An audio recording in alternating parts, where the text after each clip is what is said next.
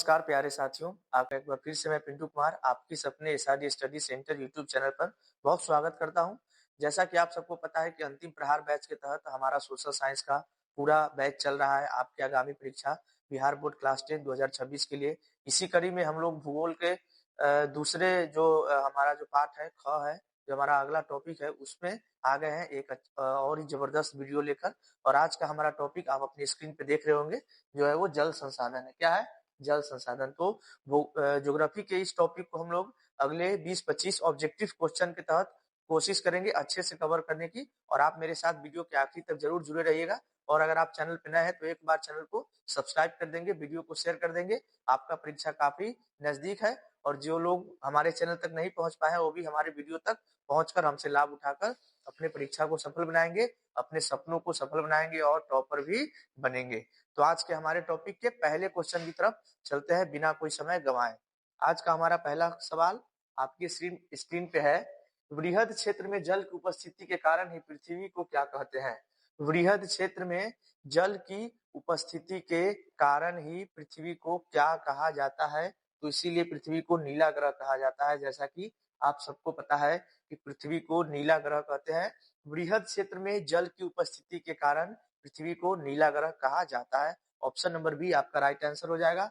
Move करते हैं अगले क्वेश्चन पे। कह रहा है कि प्राणियों के शरीर में जल की मात्रा लगभग कितनी होती है? बहुत महत्वपूर्ण सवाल और बहुत ही कॉमन सवाल है कि प्राणियों के शरीर में जल की लगभग मात्रा आपसे पूछा जा रहा है। तो इसके लिए ऑप्शन नंबर सी 65% के आसपास होती है। प्राणियों के शरीर में जल की मात्रा सभी प्राणियों को जो है मिलाकर यहाँ पे सवाल ये बनाया गया है कि 65% पानी की मात्रा होती है प्राणियों के शरीर में। आगे बढ़ेंगे। नंबर तीसरा, गोविंद सागर कृत्रिम जलाशय किससे संबंधित है? गोविंद सागर कृत्रिम जलाशय किससे संबंधित है? तो option number C Bhakra Nangal बांध से संबंधित है। क्या? गोविंद सागर कृत्रिम जलाशय। गोविंद सागर कृत्रिम जलाशय भाखड़ा नंगल बांध से संबंधित है। ऑप्शन सी के साथ आगे बढ़ेंगे। चौथा क्वेश्चन है, हीराकुंड परियोजना किस नदी पर है? हीराकुंड परियोजना बहुत ही भारत की एक महत्वपूर्ण परियोजना और बहुत ही एक महत्वपूर्ण नदी पर है और उस नदी का नाम है Mahanadi. Option number A. Option number A जो है आपका राइट आंसर हो जाएगा। हीराकुंड परियोजना महानदी पर है, महानदी पर वो परियोजना स्थित है। चलती है। आगे बढ़ते हैं पांचवें क्वेश्चन पे। भारत में सबसे बड़ा मानव निर्मित जलाशय कौन सा है? भारत में सबसे बड़ा मानव निर्मित जलाशय पूछा जा रहा है, कृत्रिम नहीं पूछा जा रहा है। तो इसके लिए right answer option number C हो जाएगा, गोविंद बल्लभ पंत सागर। गोविंद बल्लभ पंत सागर जो है भारत का सबसे बड़ा मानव निर्मित जलाशय है। ऑप्शन नंबर सी आपका राइट आंसर होगा। आगे बढ़ते हैं छठे क्वेश्चन पे। बिहार में अति जल दोहन से किस तत्व का संकेंद्रण बढ़ा है? ये बिहार से जो जुड़ा हुआ सवाल है कि बिहार में अति जल दोहन से किस तत्व का संकेंद्रण बढ़ा है? तो आर्सेनिक का बढ़ा है। जो पानी में आर्सेनिक की मात्रा बिहार में काफी ज्यादा बढ़ गई है, जिससे बिहार में लोगों को बहुत भारी मात्रा में एक बीमारी हो रही है जिसका नाम है कैंसर। आर्सेनिक एक जो है पानी में उपस्थित एक सब्सटेंस होता है जिसकी वजह से हमें बहुत ही खतरनाक बीमारी हो जाती है, कैंसर इसकी वजह से बहुत ज्यादा हो रही है। और इसकी मात्रा बिहार में जो है अति जल दोहन से जल में इसकी मात्रा क्या हो गई है? बहुत ज्यादा बढ़ गई है। Option number C right answer हो जाएगा आपका। आगे बढ़ते हैं। देश में सर्वाधिक वर्षा कहाँ होती है? देश में सर्वाधिक वर्षा वाला जगह मानिसराम है। Option number B right answer हो जाएगा आपका। मानिसराम देश में सर्वाधिक वर्षा वाला जगह है। ऑप्शन नंबर बी आपका राइट आंसर हो जाएगा। पूर्णिया, चेरापूंजी और कोची नहीं, मानिसराम आप लोग ध्यान रखेंगे। आठवां क्वेश्चन है, देश के बांधों को भारत का मंदिर किसने कहा? देश के बांधों को किसी महान व्यक्ति ने भारत का मंदिर कहा था। उस महान व्यक्ति का नाम था पंडित जवाहरलाल नेहरू जी। भारत के स्वतंत्र भारत के पहले प्रधानमंत्री पंडित जवाहरलाल नेहरू जी ने देश के बांधों को भारत का क्या कहा था? मंदिर कहा था। मंदिर कहकर मतलब बुलाया था। आगे बढ़ेंगे नौवें क्वेश्चन पे। नर्मदा घाटी परियोजना किन राज्यों से संबंधित है? नर्मदा घाटी परियोजना किन राज्यों से संबंधित है? तो राज्य है गुजरात, महाराष्ट्र और मध्य प्रदेश। गुजरात, महाराष्ट्र और Madhya Pradesh. Option number D आपका राइट आंसर हो जाएगा। नर्मदा घाटी परियोजना संबंधित है गुजरात, महाराष्ट्र और मध्य प्रदेश के साथ। मध्य प्रदेश में। आगे बढ़ेंगे।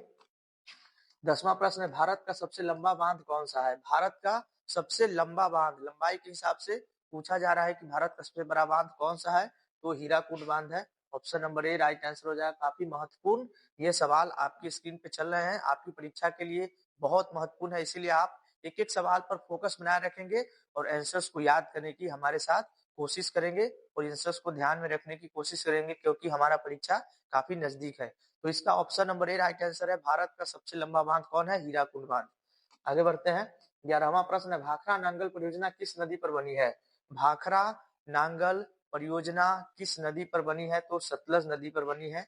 Option number B right answer हो जाएगा। सतलज नदी पर बनी है भाखड़ा नांगल परियोजना। ये भी बहुत महत्वपूर्ण सवाल है। नेक्स्ट क्वेश्चन है, प्रथम राष्ट्रीय जल नीति कब लागू हुई? प्रथम राष्ट्रीय जल नीति किस वर्ष लागू हुई थी? ये आपसे पूछा जा रहा है, तो इसके लिए ऑप्शन सी राइट आंसर हो जाएगा। सितंबर 1987 में लागू हुई थी प्रथम राष्ट्रीय जल नीति। प्रथम राष्ट्रीय जल नीति सितंबर 1987। अगला क्वेश्चन क्या कह रहा है हमसे, कृष्णा राज सागर बांध किस नदी पर बना है? कृष्णा राज सागर बांध ये किस नदी पर बना है? तो ये कावेरी नदी पर बना है। भारत की बहुत महत्वपूर्ण नदी में से एक कावेरी नदी को माना जाता है। तो कृष्णा राज सागर बांध जो है वो कावेरी नदी पर ही बना हुआ है। आगे बढ़ेंगे। प्रश्न 14 है, भूमिगत जल स्तर की गिरावट रोकने हेतु कौन सी योजना है?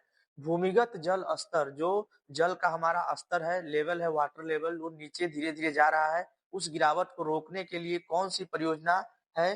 तो वर्षा जल संग्रह, वाटर शेड मैनेजमेंट और ड्रिप सिंचाई, ये तीनों परियोजना है, इसीलिए option number D right answer हो जाएगा। इन तीनों परियोजनाओं, इन तीनों चीजों की मदद से भूमिगत जल मतलब वाटर लेवल जो है उसको रोकने की कोशिश की जा रही है, इसीलिए ऑप्शन नंबर डी वर्षा जल संग्रह, वाटर शेड मैनेजमेंट और ड्रिप सिंचाई, ये तीनों है। ऑप्शन नंबर डी इनमें सभी राइट आंसर हो जाएगा। 15वां सवाल है, दक्षिण भारत की सबसे बड़ी नदी घाटी परियोजना कौन सी है? साउथ इंडिया दक्षिण भारत की सबसे बड़ी नदी घाटी परियोजना आपसे पूछेगा तो तुंगभद्रा याद रखेंगे। तुंगभद्रा के साथ हम लोग जाएंगे। Option number A right answer हो जाएगा। दक्षिण भारत की सबसे बड़ी नदी घाटी परियोजना तुंगभद्रा। आगे बढ़ते हैं 16वें प्रश्न पे, मैंग्रोव वन सर्वाधिक कहाँ पाए जाते हैं? मैंग्रोव वन सर्वाधिक कहाँ पाए जाते हैं? तो सुंदरवन में पाए जाते हैं। ऑप्शन नंबर बी के साथ जाएंगे हम लोग आगे। मैंग्रोव वन सर्वाधिक कहाँ पाए जाते हैं? सुंदरवन में। Option number B right answer आपका होगा। 17वां है, सारावती नदी घाटी परियोजना कहाँ अवस्थित है? सारावती नदी घाटी परियोजना अवस्थित है कर्नाटक में। Option number B right answer हो जाएगा। ऑप्शन नंबर बी सारावती नदी घाटी परियोजना अवस्थित है Karnataka. Option B right answer हो जाएगा। 18वां प्रश्न, इंदिरा गांधी नहर किस राज्य में स्थित है? इंदिरा गांधी नहर पूछा जा रहा है कि किस राज्य में ये इंदिरा गांधी नहर स्थित है? तो राजस्थान हो जाएगा इसके लिए राइट आंसर। ऑप्शन सी के साथ जाएंगे हम लोग, राजस्थान। इंदिरा गांधी नहर राजस्थान में स्थित है। बढ़ते हैं आगे 19वें प्रश्न पे, दामोदर घाटी परियोजना किस राज्य में स्थित है? काफी महत्वपूर्ण सवालों में से एक ये सवाल है कि दामोदर घाटी परियोजना किस राज्य में स्थित है? तो इसके लिए ऑप्शन नंबर ए झारखंड जो है हमारा राइट आंसर हो जाएगा। सही आंसर क्या होगा? Jharkhand. Option number A Damodar घाटी परियोजना झारखंड में स्थित है। 20वां प्रश्न है, ब्रह्मपुत्र नदी तिब्बत में किस नाम से जानी जाती है? ब्रह्मपुत्र नदी को Tibet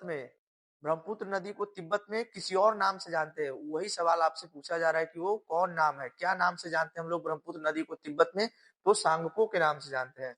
option B right answer हो जाएगा। सांगपो। ब्रह्मपुत्र असम की महत्वपूर्ण नदियों में से एक है जिसको तिब्बत में हम लोग सांगपो के नाम से जानते हैं। Option number B right answer हो जाएगा।